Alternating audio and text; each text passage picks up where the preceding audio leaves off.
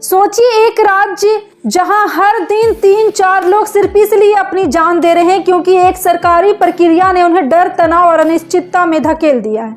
सवाल यह है, क्या ये सिर्फ आंकड़े हैं या सिस्टम की नाकामी के सबूत? ये बंगाल है, ये कोई फिल्म की कहानी नहीं, ये 2026 का भारत है।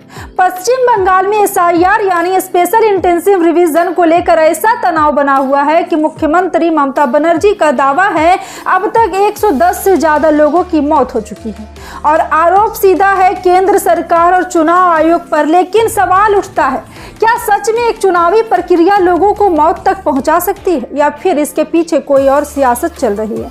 दोस्तों, जरा ध्यान से समझिए।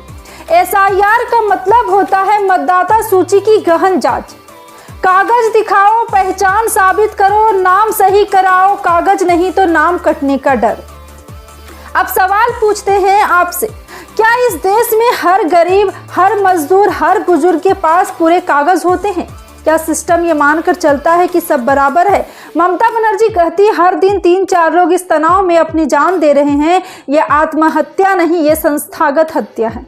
ये बहुत बड़ा आरोप है, सीधा, तीखा और सत्ता को चुभने वाला।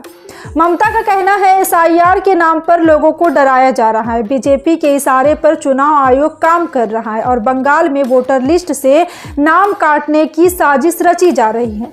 लेकिन सवाल ये है, अगर ये सब सही है तो चुनाव आयोग चुप क्यों है? केंद्र सरकार सफाई क्यों दे रही है? अब जरा ग्राउंड की बात करते हैं। ग्रामीण इलाके, झुग्गी बस्तियां, सीमावर्ती जिले, लोग कह रहे हैं नोटिस आ रहा है, अफसर आ रहे हैं, कभी आधार, कभी जन्म प्रमाण पत्र, कभी पता बदलने का सवाल एक आम आदमी पूछ रहा है। अगर मेरा नाम कट गया तो, अगर मैं वोट नहीं दे पाया तो? दोस्तों, वोट सिर्फ एक अधिकार नहीं है, वोट पहचान है, वोट अस्तित्व है और जब अस्तित्व पर खतरा हो तो तनाव बढ़ता है, डर बढ़ता है और कुछ लोग टूट जाते हैं। अब यहाँ सरकार से सवाल तो बनता है, अगर वाकई 110 से ज़्यादा मौतें हुई है तो जांच कहाँ है? जिम्मेदारी तय क्यों नहीं हो रही है? और अगर ये आंकड़े गलत है तो सरकार खुलकर सामने क्यों नहीं आती? डेटा क्यों नहीं रखती है? चुनाव आयोग से भी सवाल है, आप एक स्वतंत्र संस्था है या सत्ता के मताहत? आपका काम चुनाव कराना है या राजनीति करना?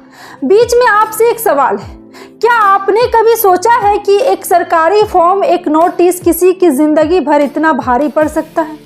अगर नहीं सोचा तो शायद आप उस जगह नहीं खड़े हैं जहां सिस्टम सबसे ज़्यादा कठोर होता है। बीजेपी पर भी आरोप है। ममता कहती है कि ये पूरी कवायद चुनावी फायदे के लिए है और वोटर लिस्ट में बदलाव, नाम कटना, नाम जोड़ना, सब कुछ एक रणनीति का हिस्सा है। लेकिन बीजेपी क्या कहती है? बीजेपी का दावा है SIR एक सामान्य प्रक्रिया है, इसमें कुछ भी गलत नहीं हो। तो फिर सवाल वही है, अगर आप समान हैं तो मौतें क्यों हो रही हैं? दोस्तों, ये बहस सिर्फ बंगाल की नहीं, ये बहस लोकतंत्र की है। आज बंगाल, कल कोई और भी राज्य हो सकता है। आज SIR, कल और कोई प्रक्रिया। अगर सवाल नहीं पूछे गए तो सिस्टम और ताकतवर होगा और आम आदमी और कमजोर होगा।